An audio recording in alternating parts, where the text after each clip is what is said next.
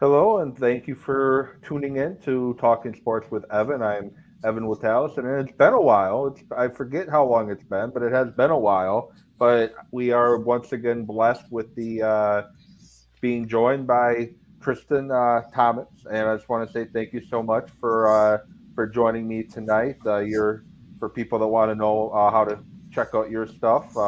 Your Twitter handle is scrolling at the bottom of the page, as is founder of your what you do. So before we do further, just want to throw it to you to introduce yourself for those that either new to the show or haven't watched in a while. Well, first off, thank you for having me. It's always good to chop it up with you. I know we get a lot of good common sense when we lock up and link up together. So it's always a great conversation. So thank you for having me. TossNationMedia.com, your home for the Toss brand of sports. We're also on Facebook, Facebook.com/ T on Sports Show. And of course, you got the Twitter handle scrolling down there. You see that at And you D20 have it Double. next Go to ahead your and name as well. right there, right there. I can see that. Go ahead and give me a follow there. And then for all the Toss Nation Media craziness, Yeah. if you will. Yeah, and like I mentioned, it's been a while since you've been on. I Yeah, think it was shortly after, and it still feels unreal to say that. I think it was shortly after the Milwaukee Bucks won the 2021, 2020, 2021. Is that right? Yeah, the most yeah, recent NBA championship. they're Sorry, my champions. years Yeah, are all, yeah, they're the most recent NBA champions. And I think that's the last time I had you on, and it still feels I don't know if strange is the right word, but it still feels good to say it. That's for sure. yeah. It's something that I will never grow tired of saying. The Same here. 2021 NBA champion Milwaukee Bucks, and they've got Yeah, as good of a shot as anybody to go ahead and repeat. yeah, and I agree. We're going to get to that in a minute, but there's a few things I want to kind of get your thoughts on. So I would say over the weekend, Pat McAfee, and props to him and his multi-million dollar, $100 million deal from FanDuel. Yeah, That's the dream right here. Get somebody like FanDuel paying you know, whatever hundreds of millions of dollars to chop it up every day. yeah, Um, but he mentioned that today he was going to have a huge guest on the show, which ended up either being Ian Rappaport or Aaron Rodgers, depending on which guest you want to say. Two guys that he has on quite frequently. But right. then Rodgers sends his tweet out, not tweet, Instagram post out, kind of sounding like someone who might be hanging it up. I guess is the kind of the tone that I didn't think that's what he was saying, but that's the tone it kind of gave.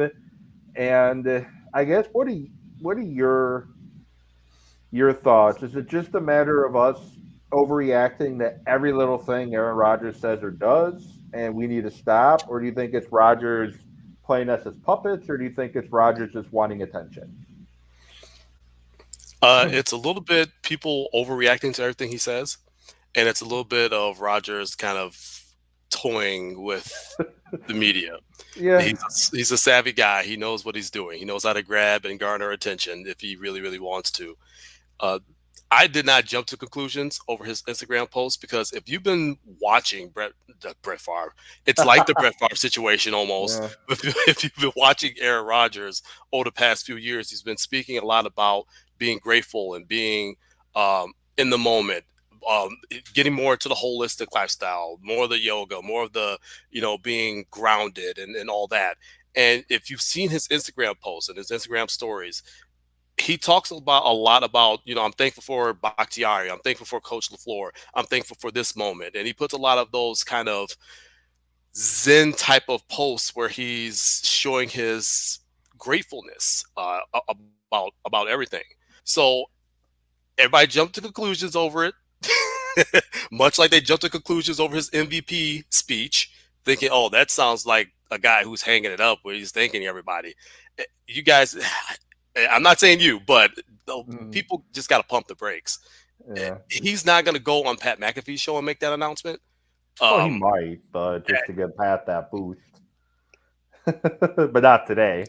yeah, but I think I think he would do something a little bit more than McAfee show. Yeah, I think a lot in the vein of Tom Brady, who had his retirement leaked, and had everybody around him saying, "Oh no, it's not true," because he wanted to have control over it. I think Aaron Rodgers is much the same way. He wanted to have control over that message. So maybe he might do it on McAfee, but Yeah. I just don't foresee it.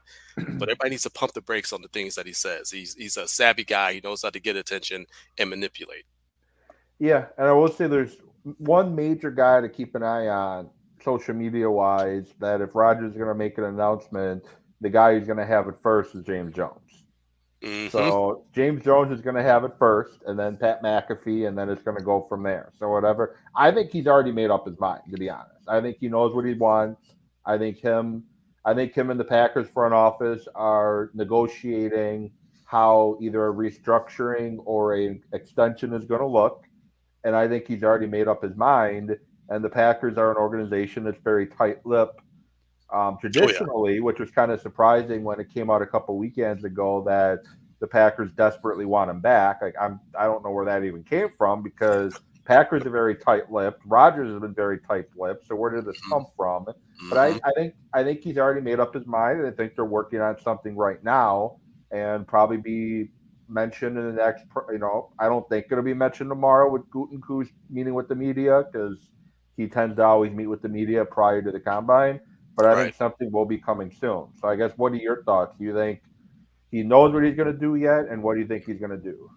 I think he's made up his mind, but he wants to put it on ice for now because he's waiting to see what happens with Devontae Adams' contract situation. Yeah, Will they franchise tag him? They had the chance to do it starting today. They have until I believe what March 8th. March 8th Yeah, to franchise tag him, which is not something they typically use. Packers franchise really does not use the franchise tag. The Corey last time they used it was on Williams, I want to say. Ryan Pickett, Oh, I 2010. The Pickett yeah, fence. I thought there was one. It might have been the transition tag, but there's a D lineman they use and then traded. But that might have been the transition tag. But either way, that's the last time they used a tag. Yeah, it's very rare they use it, Yeah, but if they're going to use it, this would be a time to use it just to kind of say, okay, we got you here. We want to get you here with this contract. We want to work something out. That's probably the best way to go about it, just to franchise tag them. Now, maybe they're deep into contract negotiations. I mean, at least the people that I've spoken to in within circles, they haven't really. Again, the Packers are very tight-lipped, so there's really no firm information coming out about that. But I think his future is tied to Devontae's future. Devontae's future is tied to Aaron Rodgers' future. Unless the Packers decide to use the franchise tag, then he's got really no choice unless he's going to sit out, which would be another big mess. Um, but yeah, something tells me his mind is made up, but he's waiting to see what happens with certain contracts and certain players. yeah. To me, his NFL honor speech he gave when he was accepting the MVP. I'm not going to say one way or the other what direction I think he's going in, but it sounded like a guy who was accepting of his decision. And of course, he's not going to say, yes, I made a decision yet after Right, he accepts the award because right. now it's going to be like, well, why can't you tell us? He wants to do it on his term. He just sounded like someone that's already made up his mind. And I just don't see him leaving Green Bay, especially with the way the NFC is shaping up now. The Rams have a lot of interesting decisions to make. Oh yeah, Von Miller is a free agent. Odell is a free agent and likely won't play in 2022. You have a lot of money tied up that you now have to make a lot of room. Tom Brady's for now retired, yeah. and San Francisco is going to have a brand new quarterback who's going to be starting for the first time in the NFL. So the NFC is wide open.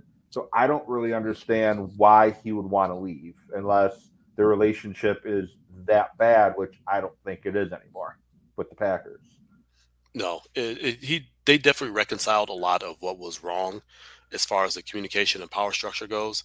Um, What a mic drop that would have been had he retired while accepting the MVP Yeah. trophy at the NFL Honors. What a mic drop that would have been.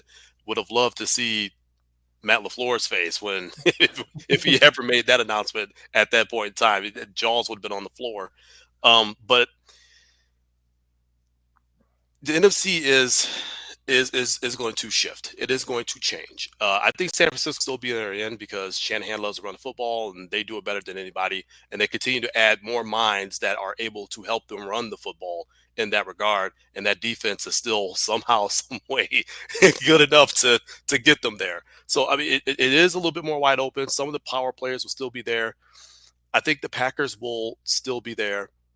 Um, but it really depends on if they'll have their MVP quarterback or not. That's really the big impetus on that. And I don't see any better situation for them. I know there's rumors about Pittsburgh, and we already know about the Denver rumor that's been going on for the last 2 years. The San Francisco going to Santa Clara, going to the team that he wanted to be drafted to, and all that, which the Packers would never trade him within the same conference. That's just not going to happen. Um, a lot of rumors, a lot of different teams, a lot of trade proposals being dreamt up by everybody. But his best chance to win a championship is in Green Bay. I think he realizes that. I think he comes back. I've always said I thought he will come back, and they'll run it back one more time. I think they'll go all in as the Rams did this past season, and let the chips fall where they may. Yeah, it'll be all in, but probably look a little different than last year Yeah, because Devondre Campbell definitely earned himself a raise, and I don't think the Packers can afford what he's likely going to be looking for. They try to get a deal done, it looks like, prior to the midnight deadline for the void years, dead cap hitting those void years.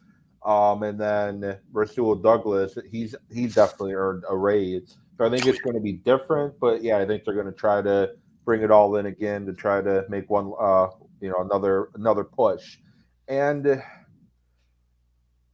question I have for you is because they draft Jordan Love 2 years ago, he's hmm going on into year three, and now they're desperately looking to bring Rodgers back. So I look at it as not a case of an indictment on Jordan Love because we don't know what he's going to be. He's only started one game and played a half of another in the regular season. So I don't think it's an indictment on what he's going to be. I think it's more of an indictment that Aaron Rodgers was able to become a MVP now 2 years in a row, and they see that he does have a lot of football left. I think when they drafted Jordan Love, the writing was on the wall that Rodgers was probably on the down spiral of his career based off what the numbers look like, and you don't see somebody his age all of a sudden find it again very often, and now all of a sudden he does, and now they obviously want him back. So I guess kind of what are your thoughts? Do you think it's an indictment of Jordan Love that boy they screw that up, or it's just a matter of Aaron Rodgers still being that guy? it's just a case of Aaron Rodgers still being that guy. It's funny because we speak about his down years, which I'd never really called them down years, but I mean the numbers weren't quite Aaron Rodgers like numbers to what we're used to seeing from him. But his down years are some guys' career years. Like there's some guys' Pro Bowl years. The best years of their career were his down numbers. That just gives you an idea of the excellence that he brings to the field. It took 3 years before Aaron Rodgers became the starter. And it took a whole controversial retirement, unretirement, trade of Brett Favre to make all that happen. You're either with me or against me, whatever, whatever. It's not an indictment on Jordan Love. If anything, the Jordan Love pick has panned out for the Packers in the fact that they got 2 MVP years out of Aaron Rodgers and could possibly get another one sans voter fatigue next season, depending on what they do. So it's panned out. It's not an indictment on him. We don't truly know what he can do. We've seen so very little of him, much the same way we saw so little of Aaron Rodgers. They picked him for a reason. You got to trust it. If he goes out there and stinks up the joint in his first year as a starter, okay, then but right now, you're going to year three. It took 3 years before Aaron Rodgers even touched the field on a consistent basis. We got to give Jordan Love some time. Yeah, definitely have to. And I thought we'd be on the same page there, but maybe Jordan Love never does develop. Who knows? But I don't think it's fair to criticize Love for the fact that now all of a sudden Aaron Rodgers is back to an MVP caliber um, quarterback. But So they did hire Tom Clements, who yeah, was instrumental in the development of Aaron Rodgers. So you get that type of a mind into your fold. that could do nothing but good things for Jordan Love and Aaron Rodgers. So Yeah. you're right. Maybe he never develops, but we truly don't know what Jordan Love is. And until we truly do, we can't sit here and say it's a bad pick. He's giving you 2 years of MVP play by Yeah. his presence being there out of Aaron Rodgers. So it's already panned out in a strange way. Yeah, and I think the Tom Clements bringing him back. I don't think the Packers do unless they're almost certain that Rodgers is going to stick around for a couple another year or so, just for the fact that Rodgers and him are close, and he's not coming out of retirement at 68 years old. And this isn't a shot at Jordan Love. He's not coming out of retirement at 68 years old because he wants to work with Jordan Love. He's coming out of retirement at 68 years old because he thinks he's going to work with Aaron Rodgers again. Right. So I don't think the Packers hire him, and I don't think he comes out of retirement unless that's the plan all along. And so just it adds up to me to Rodgers returning, and Love sits there for another year, gets to learn for another year. Clements can work on his mechanics, his footwork, his reading of the field, and maybe he doesn't have to be Aaron Rodgers to be successful. He just has to be, you look at around the league, there's a lot of quarterbacks around the league that do a pretty damn good job, but they're not Aaron Rodgers. Right. Right. And that's the worst thing you could possibly do is try to go out there and be Yeah. Aaron Rodgers. I mean, that's a once in a lifetime talent, probably the greatest throw of the football we've ever seen. You don't have to go out there and be that. Be Jordan Love. Do the things that you do extremely well. Keep adding to your bag, but go out there and be Jordan Love if that is the case eventually going forward for the Packers. Yeah, and do want to move on. I definitely think we haven't seen what Love is. I think that's definite. Kind of want to switch sports here to college basketball. Badgers in the Badgers in the news for reasons they're typically not in the news for. They blow up Michigan after a dominating second half from Johnny Davis, which has been quite the surprise of college basketball this year. Which I want to get your thought on him in a moment. But after, well, I guess for those that may have been not paying attention, so Michigan still full court pressing or five presses, Howard said, with under 30 seconds to go. Guard calls timeout to give his guys that never play except in a blowout a chance to get their head back and beat the press and get 10 seconds back on the clock like he did when he got the timeout. And then Juwan Howard, for some reason, takes offense to it, thinking, guards being doing a Bush League move.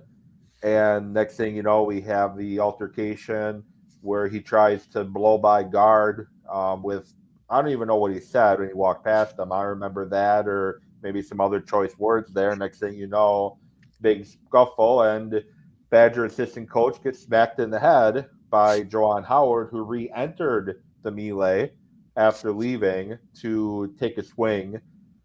Crazy situation. And kind of want to get your thoughts on Juwan Howard and that whole fiasco on the punishment that came out about it. Yeah, so you're exactly right. Juwan Howard, I don't care what he tries to paint it as, you're full court pressing, you're down 15 with 30 seconds remaining. And you're full court pressing backups, guys who don't get the most play time. And he had two starters in still, I believe. He still had starters in. He still had the starters in. So you're down 15 with 30 seconds remaining. You're still full court pressing as if you're going to come back in 30 seconds. Look, I seen Tracy McGrady score 13 in 33 seconds. Okay, but this ain't that. You ain't got nobody on that squad that could do that. You try to blow by a guard because you're salty because you're having a terrible season. You fell off really hard compared to where you were last season, which happens. It happens. You lose talent. You're going to fall off hard. You build your program back up. Okay, there's no reason to take that on a different team. Try to blow by him because he called the timeout so they could reset the 10 seconds, get those guys some experience. Guard did exactly what any other coach should have done in that situation, call a timeout. That's what you do. You don't stop coach. What? So you can continue to coach and put on the full court press, but Greg Gard can't continue to coach and call a timeout and reset the clock and get his guys in position. Like, come on. Um, to go by and pretty much put your finger in Greg Gard's face and tell him that I'll remember that. You remember a timeout as if Greg Gard won't remember you full court pressing his backups. Like, come on, Juwan. Like, stop it. Stop it. There were some choice words or some expletives exchanged. Somebody had some cleaner audio that I listened to. There was some expletive, exchange. There was some grabbing and some pulling, and Joe Grabenhoff, the assistant, came in and he had some words. Juwan didn't like it. Came back, whacked him upside the head. And then you got players throwing punches on both the Michigan side and Wisconsin side, and it's just an absolute mess. And it was really completely uncalled for. If Juwan Howard realizes that maybe it's not a good idea the full court press down 15 with 30 seconds remaining with your starters going up against backups, maybe this wouldn't have happened. If you weren't so salty about the season that you and your team are having, which is pretty terrible, you'll be lucky to make it to the tournament at this point. I think they're NIT bound. That's what the crowd started chanting at least. Don't take out your anger on the other team after the game's already been decided. Don't be salty because the coach was coaching at the same way you were coaching. You were being petty, full court pressing backups. Greg Gard was being a coach by calling a timeout and getting his reset so his guys can get out there and do what they're supposed to do, execute. So it was really blown out of proportion by Michigan and Juwan Howard. And I'm surprised he only got 5 games. I thought he was going to be done for the rest of the season, meaning any postseason tournament they may get into, whether it be NIT or CBI or whatever. It was really just 100% uncalled for all the way around. Everybody could have been better in that situation. I don't want to both sides it, but there was words exchanged from Wisconsin as well. But all that stops if you just don't full court press and let the time run out when you're down 15 with 30 seconds remaining. Or it all stops even if you do full court press and you call, you don't even get bothered by the timeout and you let the time, it's, you know, Howard definitely deserved the suspension. Yeah. 5 games, he probably could have got more now that he's a repeat offender now when it comes to these altercations. I know he got thrown out in the Big Ten tournament last year when he was threatening to kill Maryland's head basketball coach at the time. I forget if he's still there or not. But he's trying to threaten to kill him. He's trying to get after him. And now he whacks a Badger coach, assistant coach in the head. He kind of got lucky he only got 5 games. And so I see people commenting, some of them on, the ESPN shows, some of them on sports talk radio, that maybe Greg Gard should have got a game as well. And I look at it, what is Greg Gard getting a game for? He got fined, which I think was warrant. I think that's punishment enough. Howard got suspended not because he grabbed Gard by the shirt and waved his finger in his face. He got suspended because he struck the assistant coach on the other team. That's why he got suspended. I guess for those that say Greg Gard should have got a game or two as well, and it's not fair, kind of want to get your thoughts there. Gard did grab Juwan Howard when Juwan Howard was just going to walk right by him. So in that regard, I can see that. But it just would have been ticky tack because he grabbed him. Maybe you probably shouldn't be grabbing on people like that. But Juwan Howard literally slapped Joel Grabenhoff. What are we doing here? Like, there's a difference between grabbing someone's arm to try to get a handshake or whatever, and smacking somebody upside the head. Like, let's not be petty. Gard got $10,000, which Chris McIntosh, the AD for Wisconsin, already said he looks at it as a Wisconsin fine, not a Greg Gard fine. Nice, great PR move, but we know what it is. It's a Greg Gard fine. Okay, yeah. That's what it is. He got fined 10 G's. The athletic department is going to pay for it either way, but I can see why they would say that, but come on, like that's no. Yeah, I agree. There's no reason for, like I said, Gard didn't get suspended for grabbing the arm of Howard as he was trying to walk past him. And should he have done that? Probably not. Is it something he's done numerous times and him and the coach end up having a conversation and everything's fine? Yeah, he's done that numerous times, and him and Jawan Howard have even been like dabbing up, handshake, grabbing each other, like whatever. So he probably thought he was in a place in his relationship with Howard that he could have a civil conversation with him right there. He's done it numerous times. He probably misread the situation, and obviously a lot of that could have been avoided. But Howard can't be striking people in the face or in the head. And I was actually surprised that I only saw two Michigan players and one Wisconsin player, the three that got suspended, actually throwing punches, and that actually surprised me a little bit because normally that kids are gonna, and I know they're legally adults, but they're still college kids. Kids are normally going to react before they think about stuff. Right. Right. I So mean, and they took their lead from the coach. So there there you go. I mean, yeah, the coach is throwing punches. All right, it's time to go. Like, no, your coach was in the wrong. Don't follow. yeah. Yeah, like I said, virtually only two of their players were throwing punches, and now we got to put this behind us and kind of hope that Wisconsin and Michigan meet again in the Big Ten tournament because that'll be must-watch TV. Definitely, we'll see if he actually remembers that timeout or not. Thankfully, Johnny Davis was not involved in the melee. He was actually trying to pull his guys out of there. Good leadership there from the sophomore. Your thoughts on him? Is he a guy that can kind of have and I'm not trying to say he's Dwayne Wade, but kind of have that Dwayne Wade type tournament where he kind of carries his team on his back to the, Final Four? What do you see as Johnny Davis, the player? No, Giant Davis, the player, is phenomenal. He's my pick for National Player of the Year. I don't think there's been anybody better. I don't think there's been anybody who's been more important to their team's success, and has brought them out of doldrums to come back and win ball games.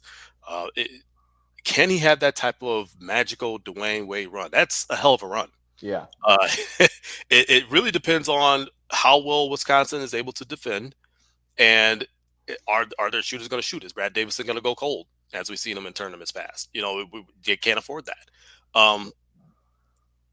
Can he have a big tournament? Absolutely. Can it be on the level of Dwayne Wade? I don't know, man. That was magical. That was some surefire top five NBA pick type. Which I'm not saying Johnny Davis isn't. I think he will go on to have a pretty successful NBA career. It's more than likely going to be a lottery pick. But Dwayne Wade was special, man. I mean, you're talking about one of the greatest shooting Yeah. guards in NBA history. I mean, that was a special player. So I would love to see that type of a run. No doubt, I would love to see that type of a run. But I don't know, man. I don't know if he can get to that level of a run. Yeah. And I don't know if he necessarily has to if guys like Davison are shooting hot and their bigs are controlling the post, but I haven't seen a player as I should say a guard as good as Johnny Davis come around the Wisconsin program probably since the guy whose jersey they just hung in the rafters on Sunday and Michael Michael Finley, yeah, Finley. Yeah, yeah, Devin Harris was good, but he wasn't to me that good. yeah. So Harris was good, but this is something different. This yeah. is definitely something. It has a different feel to it. Yeah, definitely. And quick thoughts before we jump to the NBA. Marquette, Shaka Smart, first year. Seems like they struggle against teams they shouldn't struggle against, and they've won some games they probably shouldn't have. But what do you see Marquette right now? Anything different than what we saw under Wojo and the late season collapses that we saw, or do you think this is a team that is probably going to finish strong? I think this is a team that will finish strong. I think Shaka Smart, in his mind, what he emphasizes, it's a complete 180 from what Wojo, really put emphasis on. You talk about the deflections, the defensive end, turning defense into offense. That's what Shaka Smart is all about. He's all about that havoc. That people don't know about that. You go back to his VCU days. He's talking about the havoc. He's all about the deflections, the defense, getting out on the fast break, and they've been doing that. It's really the growing pains of a young squad, and the growing pains of being in the first year as a head coach and implementing your program and putting your imprint on it. I don't foresee a Woj like collapse coming. They definitely have, like you said, struggled against the teams that they definitely should not struggle against, playing down to their competition, and they play up to their competition, which can make for troubling times. But I think they'll finish strong. I think they're definitely already in the field. I think there's no doubt they're definitely in the tournament field. Um, but how far they go will depend on how consistent they become. Yeah, and I saw one possible matchup that brought some nightmares, I'm sure, back to Marquette fans is Murray State paired Ooh, with them in that first round. And I commented on the person who shared that is Wisconsin going to get paired with Oregon too? yeah, That was yeah. same year. It's Yeah, always those two that just the PTSD shivers. Just oh my gosh, no, the bad memories of those. yeah, and I'm pretty positive we're going to see Wisconsin playing in Milwaukee in the tournament. Do they put Marquette in Milwaukee too? You think? I don't think Marquette ends up in Milwaukee. I don't think they have done enough to curry favor from the committee to kind of be in a home bracket. I wouldn't be surprised if they got sent out west. If they're really nice, they might get sent east. But I don't think they'll end up in Milwaukee at all. Yeah, it definitely would be nice seeing tournament action in Milwaukee, and especially at Pfizer. Which perfect segue. Speaking of Pfizer, uh, I guess before we do get to the Bucks, the NBA they have their All NBA 75 team, which Giannis is included in that. Any complaints on this the 75 team, or do you have guys you think should have been included who weren't, or do you think guys who should have been ranked higher or lower that were higher, higher than they should have been, or lower than they should have been at all? Dwight Howard should have been a part of that team. I think Dwight Howard is a basketball Hall of Famer. You look at his resume, you look at what he's done. Uh, Everybody remembers the injuries that he had with the back and all that. And towards the end of his career, he had a few unproductive years. But then once he got healthy, he got back to kind of maybe not Orlando levels Dwight Howard, but really good Dwight Howard, really good big Dwight Howard. He's a basketball Hall of Famer to me. I think he should have definitely been on that list. But for the most part, I mean, obviously we can sit here and nitpick Giannis's ranking on that list, but the fact that he's there and he's only 27 is amazing. Um, Dame Lillard being on a list was kind of head scratching. I mean, I know he's been one of the most clutch players in his time in NBA, but that was kind of head scratching. Um, for the most Agree part, with I that. think they got the list correct. We could always nitpick on these lists, things this person should have been higher, this should have been lower, this guy shouldn't have been in it, this guy should have been in it. But I think they got it right, and the ceremony that they had at the halftime of the All Star game was just amazing. Just to have that collection of greats on the court at that one time. I remember watching the 50th anniversary team and just being blown away by that. And now, all these years later, 25 years later, watching this one, to Yeah. have that collection of talent there all on the court. Minus a few people, Bill Russell could make it because of, he was the COVID scare, and Larry Bird wasn't there. He's doing that weird wave on the screen, and, Tim Duncan doing the same thing and all that. But to have that collection of talent on that court, the the stories they could share, the knowledge that the younger players on that list could gain from them. It's really mind blowing. It's really incredible to me, and it was just really well done all the way around by the NBA. Yeah, and I definitely agree, and I definitely enjoy watching Jordan and Giannis hug. Um, one Yes. one thing that I kind of had to scratch my head at though, you have LeBron, Giannis, and others who are physically playing in the All Star game. Chris Paul, which was kind of strange. Chris Paul was even playing with his hand, but anyway, Yeah. you have them physically playing in the All Star game, and then you have them change back into like suits to come out onto the floor for the 75 honors thing to go back in the locker room and change back into their basketball gear. That was just kind of strange to me. In all fairness, they put on it was a black warm up shirt, and then they put the blazer over it, and then Giannis still had on his warm up pants. I didn't notice the others. I didn't notice that, but it was kind of weird. They're all but wearing like blazers and that. It's like They're Yeah, just you're all playing. sweaty, and it's like you're trying to be all fresh and buttoned up, and yeah, that was a little bit weird, but it also probably cool at the same time that we're both playing in the All Star game and being honored Yeah. at halftime of the All Star game. I don't think they minded. No. I was just confused by Chris Paul is even. I know he only played like 2 minutes, but I was confused by Yeah, Chris Paul is even playing. He's got a fractured hand. His yeah, his coach is his coach in the All Star game, yeah. and I'm just confused there. Like I was You know, totally confused. I don't know. It really makes me think too. It's like, okay, on one hand, maybe it's like, all right, maybe there's some kids there who came out and wanted to see me in the All Star game and play. I'm gonna go out there and try to play a little bit, even though you literally have a ring avulsion fracture. You know, you're gonna be out for like 2 months from your own Yeah. team. I don't think it's a good idea. Your coach is there. He's coaching you. He's allowing you to play. I guess they figured it couldn't get any worse. But on the other hand, it's like maybe he did that so he wouldn't have to give up that spot to another player in a pure hater move. I don't know. I'm not putting that on him. I'm not putting that, on him, but I'm just saying that's the way my mind works. Why would you doing this? Yeah, it was just kind of weird. I'm like, I'm sure the general manager and the owner of the Suns probably had a conversation with Monty following the game. Like, yeah, or even during the game, they're probably like halftime calling him, like, "Can you not play him anymore, please? He's injured. Bench him." It's like at this point, it's like, dude, it's already broken. What are you gonna do? Yeah, true. Yeah, but move on to the Bucks. So one of my friends messages me, and him and I kind of differ on some sports takes, and he's commenting that the I'm just trying to find the exact teams he gave. I know he gave the Bulls, the Celtics, and the 76ers. They're the class of the East in that order, and the Bucks are sitting there at fourth as the class of the East.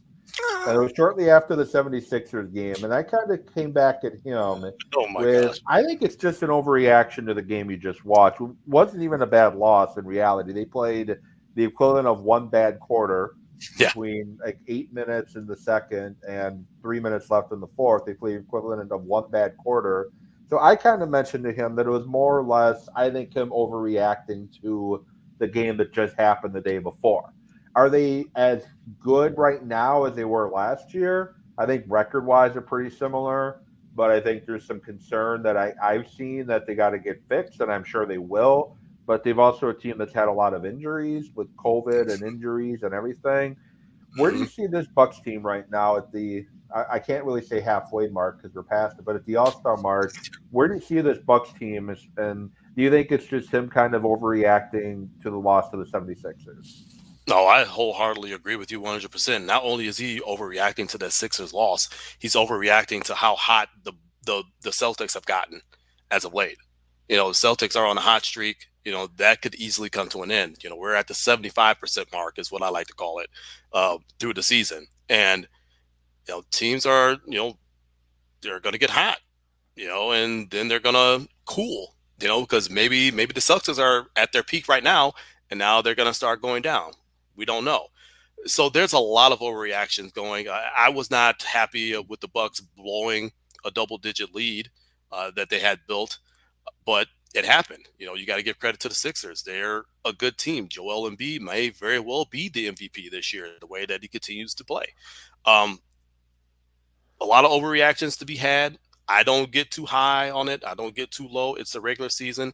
Yeah, This is a team that gets judged purely and solely on what they do in the postseason. Remember last year when everybody was making a big stink of Bucks and what Mike Budenholzer was doing, yeah, and you and I were, I think, you and I, and maybe a handful of other people in Bucks Twitter, and which is can be a cesspool at times, saying like, look, he's trying to do things to overcome the deficiencies that they've had in playoffs past. He has to do these things in order to prepare them for the wars that they're going to go into so they can overcome. And guess what? They won the championship because of what they did in the regular season. yeah. Everybody's worried about, oh man, they're not winning as much. And who cares? Qualify for the playoffs, get better, Learn what you need to learn, apply that knowledge in the playoffs, and go get yourself a championship. That's what matters. That's what they did. This year, as you mentioned, COVID, a lot of different injuries. We've had a trade. We've got new pieces coming in from the buyout market. They just signed another guy from the buyout market. Not Goran Dragic, but oh well, who cares? He wants to go to Brooklyn, let him go to Brooklyn. They're really trying to acclimate all these pieces Well, and all these they guys. did get him. They did get him because Dragic went to Brooklyn. Let's be honest, who they Right. got. Right, right. Yeah, Which makes their second Brooklyn net that they signed, in in that in that market. But they're trying to put all these pieces together. Pat's injury was very, very unfortunate. You don't like to see it, especially after you just got through trading DiVincenzo. That really hurts your depth, and it's going to make you take hits at areas and make you deficient in certain areas that you otherwise would not be. So you just have to deal with the lumps. Bucks have to continue to get better, find ways to win, and folks have to stop overreacting to things.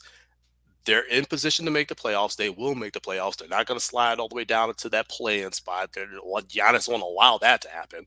He plays one speed and one speed only. We saw that in the All-Star game. So pump the brakes. Be cool. Stop overreacting to yeah, everything. Judge them by what they do in the postseason because that's the air that they're sitting in. They're world champions. Let them act like it. yeah.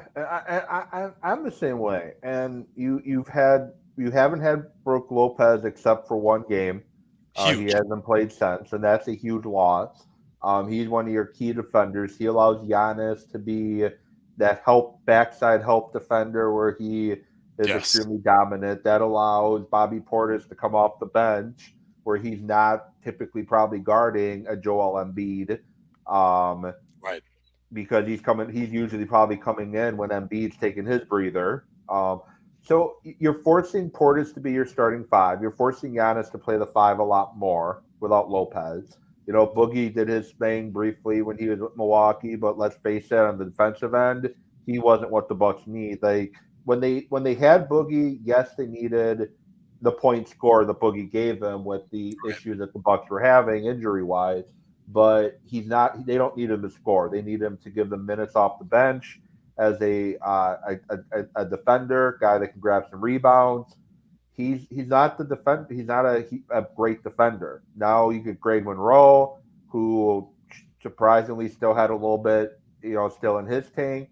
Oh, yeah. And now you got Serge Ibaka, Ibaka. who's now going to be getting those bench minutes, those center minutes off the bench, which I thought was a great move because you're getting. Great. He's not PJ Tucker, but he's a guy that can bring you that toughness that Tucker gave them around this time last year, in my opinion. He brings to the table what you're missing from Brook Lopez. Yeah, He gives you that 3-point shooting. He's shooting at about 38, 39% from three. He's also a shot blocker. He gives you that rim protection. He yeah, is exactly what you're missing from Brook Lopez. So if he could be that anchor and let Giannis be that free roaming defender, this is when the Bucks defense is at their most dominant. yeah, yeah. And hopefully they can get Lopez back for at least a handful of games going into the playoffs, so he gets some of that rust off and gets into game shape.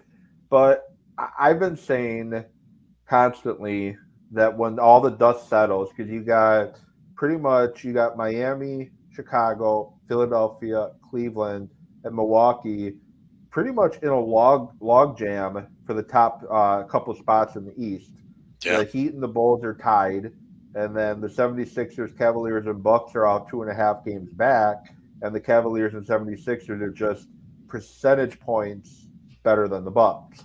Yeah. So I think when all the dust settles, the Bucks are going to be a top two team in the East come playoff time. I don't see how that changes. I think the Heat could probably continue to stay around that 1-2 spot. The 76ers and then Milwaukee. It's going to come down to I think those three teams when you're talking about the top two seeds in the East. I think Bulls are playing above what most people probably thought they were going to be. Cleveland definitely is, but Oh, yeah. come end of March, April, when you're getting into that playoff grind, that's something that they haven't really experienced much in a long time. Absolutely. You're 100% correct. It's are those young guns in Cleveland going to be able to accept that grind? Are they going to be able to overcome that sort of wall? You've been playing at a high level all year, and you need to continue to do so. Just think about it. Like one of those teams could easily slide down. I'm not saying they're going to, but they could slide down into that playoff range, that play-in range, which is that's just how much of a fist fight the Eastern Conference is. We're used to seeing this out of the Western Conference. We're not used to seeing this out of the Eastern Oh, Conference. It is going to be an absolute fist fight through the rest of the regular season and in the playoffs. Could you imagine if Brooklyn's an 8? Whoever is the 1 seed at that point, you are in danger of getting knocked out. That is how you're much of a fist yeah. fight it's going to be. You're hoping Brooklyn gets knocked out of the playoff tournament if they're the eighth seed. That play hopefully the playing games on the road. That way Yeah, or at home. That way they won't have Kyrie if you're one of yeah. those teams that's looking at that. Or if Brooklyn's the seventh seed, if you want to be that two seed, whoever that is, I have to beat Brooklyn in the first round. In the Really? first round in a 7-game Yeah, series. It is going to be brutal in an Eastern Conference. yeah. And I'm looking in the Eastern Conference. I have it in front of me in case people are wondering what I'm looking down at. You have 8 teams at above 500, and then you have the Hornets and the Hawks and the Wizards, which the Wizards probably going to be well below 500, but you got three other teams that are close to being above 500. I remember when the seventh, the sixth, seventh, and eighth seed in the Eastern Conference were all below 500. So, Yeah. like you mentioned, it's kind of like the Western Conference used to be a few years back. Yeah, it's just going to be a fist fight, man. Yeah, It's very impressive to see the Eastern Conference. Like, who expected Cleveland to be where they are right now? Uh, you know, yeah, that's a who surprise. expected the Bulls to be? I expected the Bulls to kind of, and I made a joke about it. I wasn't serious, but I had some Chicago fans get on me about it. My brother-in-law is a Chicago Bulls fan. He's also a Bucks fan, but he's from Chicago. Yeah, So I'm like, yeah, they did all that. They got DeRozan and all this other stuff, Ball, all that, just to fight for a play-in spot. And there they are towards the top of the conference. So it's you take pride in seeing that. I love seeing young teams kind of build and flourish a little bit. Not too much to where they're better than the Bucks, but yeah. it's good to see. But that's just how many surprising teams there are this season in the Eastern Conference. You love to see it. Definitely do, and I like seeing competitive basketball. Obviously, I want the Bucks to win the finals. Clearly, Clearly, I want to jump to the Western Conference really quick though, because you got the Suns and the Warriors and the Grizzlies, all pretty much, running away with the top three seeds, and oh, then you got the Jazz, Mavericks, and Nuggets kind of bunched in, and then you got the Timberwolves, Clippers, and as of right now, the Lakers sitting at ninth. Where do you is it going to be likely Suns again, or are the Warriors? Do you think the Warriors are, I guess, back with now that they're healthy, and if they can stay healthy? I said it last year that everybody is, even though they lost in the play-in tournament, I said last year that the Warriors are going to be healthy. They're going to be back. Suns are a really, really good team, and it really should make people respect the Bucks more because they don't. I don't think people gave the Suns enough credit for how No, good they actually were last year. well And coached too with well Monty. coached, Monty Williams had his first job as a Hornets coach, didn't pan out, was not that good. He learned, rebuilt himself, came back, great head coach Yeah. now. Let's be real. The Hornets was kind of a bad spot to be a first time coach, anyways, because nobody's winning there. Yeah, yeah. I mean, and CP3 was there at the time, and Yeah, they kind of clashed, and he was younger at that point. They both were. So it's good to see it kind of come for full circle. But people need to give the Bucks a little bit more credit, and the Suns more credit because Suns are a great team, and the Bucks went and they beat them, to win a championship. I mean that's enough said there. But I said the Warriors, when healthy, they would probably be there in the end. They are going to have their hands full with the Suns, no doubt. But Warriors have been there, done that before. So yeah. and to a certain extent, the Suns have too. They made the finals run last year, but the Warriors have been there more times than they have, and they've been a little bit more battle tested than the Suns have. So I would not be surprised to see the Warriors there in the end. When they're healthy, it, it's just wow. When they're healthy, it's bad for the rest of the league. Yeah, and yeah, it definitely is. And Curry, 50 spot in the All Star game, like he was just throwing shots up and they were falling. I think the rim was just, he was saying the size of the ocean. I think And he was if shooting. he get, pardon, I think he was trying to shoot himself back into rhythm because he was in a bit yeah, of a slump. So I think he was trying to and make a lot of money for charity, which he did. I think he made over yep, 107 grand for charity from the threes that he made and the points that he had. So that, hey, if you're gonna chuck it for a good reason, yeah. and you did. And if he comes out of the All Star break still having that stroke, then Oof. Warriors are going to be definitely probably catch the Suns, if not run away with it, especially with Chris Paul being out for, I think I saw 6 to 8 weeks. Um, what are your thoughts on the Lakers? You got LeBron, the GM has kind of messed that team up a little bit. The LeBron, the players getting pouty because of what LeBron, the GM, has done. And then you got Davis hurt again. Westbrook doesn't seem to want to reinvent himself as a player. He still thinks he could be that explosive to the hoop guy, which he isn't anymore. Mhm. And he's never really worked on other parts of his game. And now the Lakers are sitting in the ninth spot when they traded for Westbrook, they get Carmelo. Oh, this Laker team's gonna be a tough team to beat this year. They're gonna run away with the West. I saw a few people mention what is wrong with the Lakers? Is it the coach? Is it the age of the team? Like what is it? It's not Frank Vogel. I didn't think it It, was, but I just know I've talked to some friends that are pointing the finger at him, and I just want to get your thoughts on that. it's so easy to point your finger at the coach. It's not Frank Vogel. Frank Vogel is not both the grocery buyer and the chef who has to cook the meal. That's LeBron. That's That's LeBron, and he's also the ingredient to the meal. So it's not for me. It's not Frank Vogel. He can only coach the players that he's given. So we know who has enormous pull as far as player personnel goes, and that's LeBron. He's LeBron James. He's the one that advocated Rob Pelinka, the GM for the Lakers, to go after Russell Westbrook and to bring in Trevor Ariza and to bring in Carmelo Anthony. You're bringing in all these guys. Charles Barkley said it on All Star Sunday. You bring in all these old ass guys, and it would have been better like 10 years ago, but now Yeah, you bring him in and you're surprised that you're struggling. It's just the roster makeup just does not work. You've got a lot of guys who can still give you a little bit, but like you mentioned, Russell Westbrook does not want to reinvent. He's going through what Carmelo Anthony went through when Carmelo Anthony was out of the league. He did not want to accept the fact that he was no longer a superstar, no longer a starter, still a good player, but you would have to be in a different role if you were still going to yeah. be in the NBA, which he accepted after a few years. Russell Westbrook, I know, former MVP, averaged a triple double for multiple seasons. I got all that. But where are you now? You're not shooting the three particularly well. You can still rebound. You can still pass the basketball, but your role is different on this team. Anytime you're on a team with LeBron and Anthony Davis, your role is going to be different. You're not the man. You're not in OKC anymore. You're not in DC anymore. You have to change. So when you have a guy who's unwilling to change, you have a roster full of guys who are past their upper tier production levels. Let's just put it to you that way.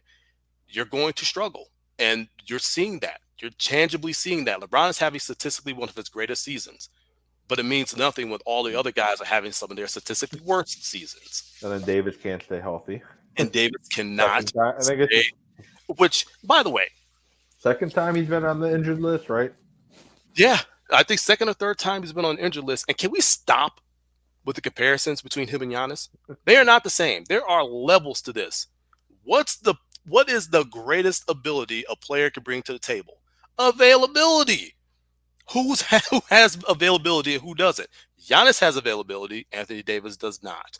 Yeah, Let's stop with the comparisons. There are too many levels to this. They're not on the same level. Giannis is in a different stratosphere. yeah, I did like that, and I doubt he knew that Shaq and I forget the other studio guy. Both mentioned that Davis is more talented. Giannis ended up just destroying everything in the middle for the Lakers. I think he had most of his. Um, was that the 50-point game?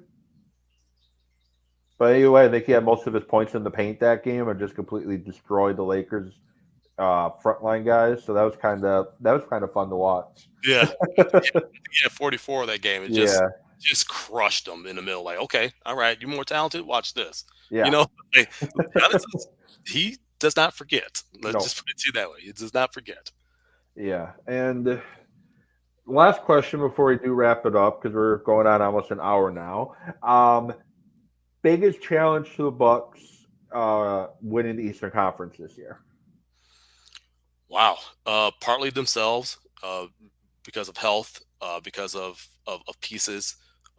If Brooke Lopez doesn't come back and isn't able to at least give them that win protection, it's if Serge Ibaka stays healthy, and that could help, but that could be an issue. So partly themselves, and I mean, you really have to look at Brooklyn as a viable threat.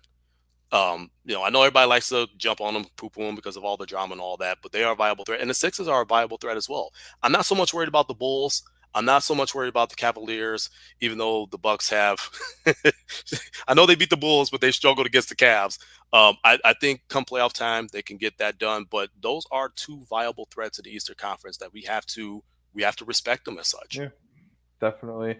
So definitely would like to get you on maybe closer towards NFL draft time and then towards playoff time too to get your thoughts there. I do appreciate you spending part of your Tuesday evening with me talking hodgepodge of things.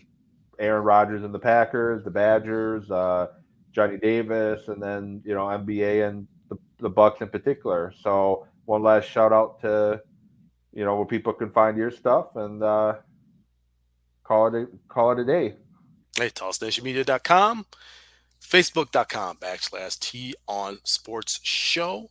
And then, of course, that little scrolly thing down there, as well as the nameplate right there Yeah, at the 20 double on Twitter. Follow me there for more common sense when it comes to sports. That's what me and Evan bring to the table. It's always good chopping it up with you, my man.